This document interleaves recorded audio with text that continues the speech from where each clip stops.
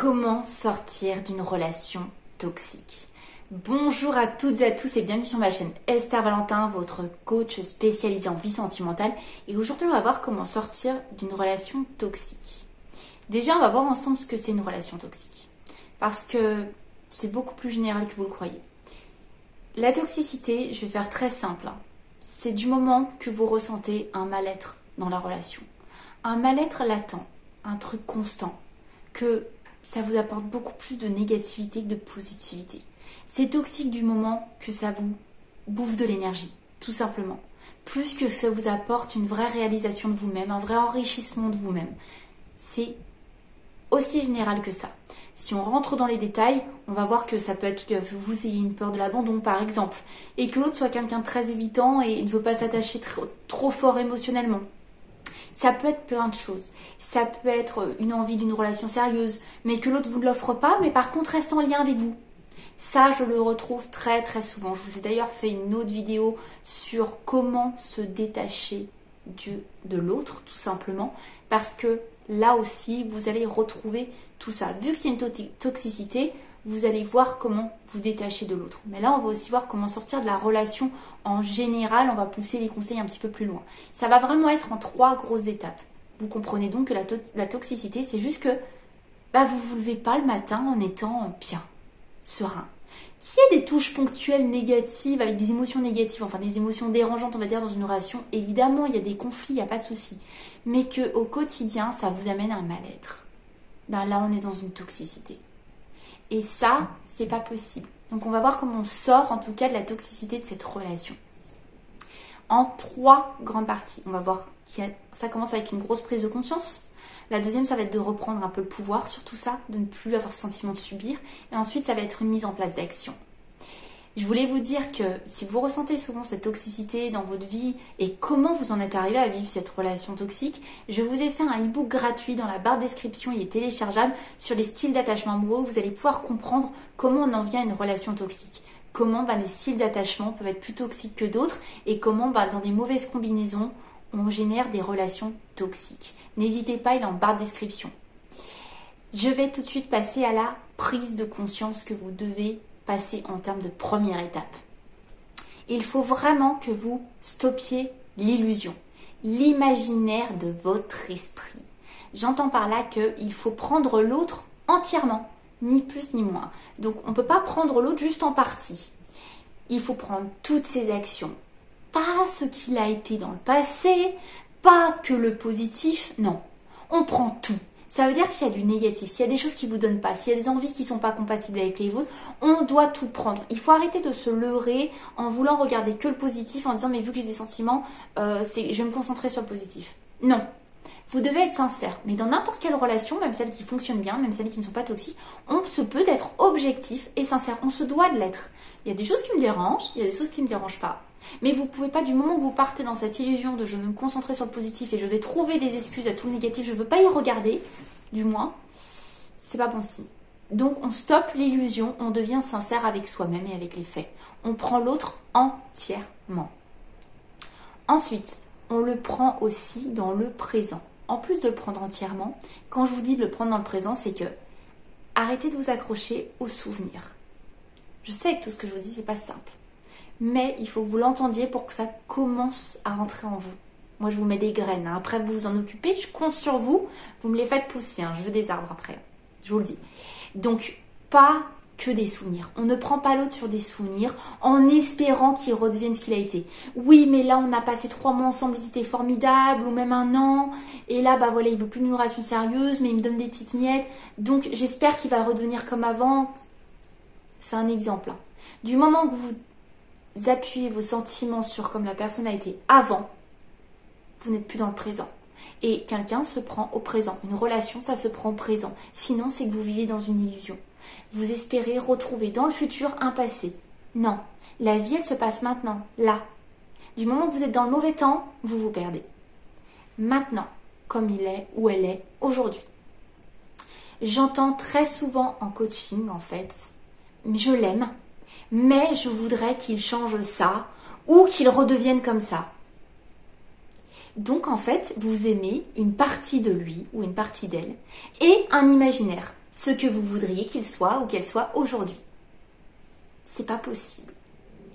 Il faut que vous l'entendiez. Du moment que vous êtes en train de dire je l'aime, mais je voudrais qu'il y ait une modification chez lui, dans son comportement, ou dans ce qu'il est, ou dans ce qu'elle est, vous êtes dans un monde imaginaire.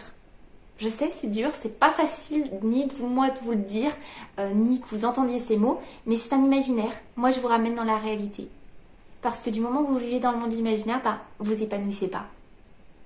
Alors que vous avez d'autres réalités qui vous attendent bien mieux. Donc, on arrête l'imaginaire et on revient à la réalité. On arrête de se dire, oui, mais je voudrais ça, c'est qu'est-ce qu'il y a maintenant? Qu'est-ce qui existe là? Vous devriez pouvoir me le mettre sur papier. Voilà les faits. Voilà ce qui se passe réellement. Voilà comme l'autre est. Sincèrement. Aujourd'hui. On enlève les souvenirs, on enlève le futur, nanana. Non. On revient maintenant. Soyez sincères. Ensuite, on va passer à reprendre le pouvoir. Parce que là, je sais que ce que vous avez l'impression de subir, c'est vos sentiments. Je l'aime donc. Je subis ça. Mais contrairement à ce que vous pensez, on peut reprendre le contrôle sur ses choix dans la vie. Ce n'est pas parce qu'on a des sentiments pour l'autre que l'on se souhaite forcément une relation. Je vais m'expliquer un petit peu mieux. Les sentiments, ce ne sont pas, eux, les décisionnaires de votre vie et de vos choix. C'est vous. Oui, c'est vous, là, derrière l'écran. C'est vous, le décisionnaire de votre vie. Ou la décisionnaire de votre vie. Peu importe. C'est vous. Ça veut dire que du moment où vous donnez tout pouvoir à vos sentiments, vous perdez le contrôle. Qu'il y ait des sentiments, ok. Ce n'est pas le seul indicateur que la relation amoureuse est celle que vous souhaitez. Je sais, l'esprit est fourbe, la vie est fourbe, mais les sentiments, ce n'est pas tout. On n'est pas dans Walt Disney, on n'est pas dans les films hollywoodiens, c'est pas ils s'aimèrent, donc ils sont heureux, ils vécurent heureux, gna gna gna, etc. Non, ils ont oublié de vous dire qu'il fallait un investissement mutuel, qu'il fallait de l'engagement, qu'il fallait que les envies d'eux soient entendues, qu'il fallait du respect sur ses envies et ses besoins de chacun, qu'il fallait une compréhension, qu'il fallait construire quelque chose. Ils ont oublié de vous dire ça dans les Disney. C'est pas juste « ils s'aiment donc tout va bien ». Non, ça se saurait. Je vais vous montrer un exemple simple. On retrouve avec les plus grands pervers narcissiques, mais vraiment, ceux qu'on retrouve analysés par des psychiatres, des pervers narcissiques, les vrais de vrais. Leurs victimes ont de profonds sentiments amoureux pour elles, pour ces personnes perverses narcissiques. Ça prouve bien qu'on peut avoir des sentiments pour une relation, envers une personne avec qui une relation serait absolument pas celle que l'on se souhaite. Donc, contrairement à ce que vous pensez, les sentiments ne sont pas les décisionnaires de votre vie. Donc là, quand on reprend le pouvoir, c'est se dire « Ok, j'ai des sentiments. Mais je vois bien que c'est pour une personne qui ne peut pas m'apporter la relation que je me souhaite. Je n'ai pas à m'oublier. » C'est ça la reprise de pouvoir, c'est se lever tous les matins en se disant « J'ai le choix. » Ce ne sont pas mes sentiments qui décident. Je vous assure que les sentiments, vous n'avez pas à les subir. Les sentiments, ça se nourrit. Les sentiments non nourris, c'est-à-dire quand on décide de ne pas se les souhaiter dans la vie, ça va faire son temps. S'ils ne sont pas nourris, si on ne leur amène pas des nouvelles données constamment, etc., ça s'épuise avec le temps. Donc, ils font leur petit chemin, tout simplement. Voilà. Et reste des petites cendres plutôt qu'une flamme. La flamme, il faut l'entretenir. C'est pareil, les sentiments. Mais les sentiments, comme vous l'avez compris, ne font pas toute une relation. Donc, vous pouvez avoir des sentiments, arrêtez de vous dire que c'est eux qui décident pour vous. J'ai des sentiments. C'est pas facile le choix que j'ai à faire, mais j'ai le choix. Je décide d'aller vers la relation que je souhaite. Je décide pas que ce soit mes sentiments qui me dictent la relation que je souhaite. Donc soyez au clair avec vous. Commencez par établir la relation que vous rêveriez d'avoir. Notez-la vous. Et voyez si vos sentiments vous mènent vers une personne qui peut vous donner cette relation maintenant, sincèrement. Si la personne s'investit autant que vous pour le faire maintenant. Si la réponse est non, vous n'êtes pas obligé de subir vos sentiments. Reprenez le contrôle. Vous êtes libre de vos choix et répétez-vous que vous avez un choix tous les matins. Il n'y a pas de souci. Il faudra se répéter autant qu'il faut, mais il faut que vous preniez conscience qu'on n'est pas là pour subir ni ses émotions, ni ses sentiments. Ils existent, ok, mais à part exister, le reste, c'est en votre pouvoir. Et la troisième étape, ça va être de passer en action pour appuyer tout ça. Après cette sensation de reprise de pouvoir qui démarre avec vos pensées, avec vous-même, vous allez devoir mettre d'autres choses en place dans votre vie qui vont toujours appuyer et aider ce fonctionnement, ce que vous souhaitez pour vous sortir d'une relation qui est devenue toxique. On va commencer par enrichir ces autres domaines de vie. Vous m'entendez souvent vous en parler, enrichir vos domaines de vie, votre quotidien, tout simplement pour être heureux dans votre vie et reprendre de l'énergie. Et voir aussi que la vie sentimentale, donc les sentiments, ça ne fait pas tout. Plus vous vous concentrez dessus, plus ça canalise votre énergie, plus vous ne voyez que ça et plus c'est difficile de s'en sortir. Donc on rouvre les yeux un petit peu autour et on se concentre sur notre vie entière, celle où on a du pouvoir et on l'enrichit à fond.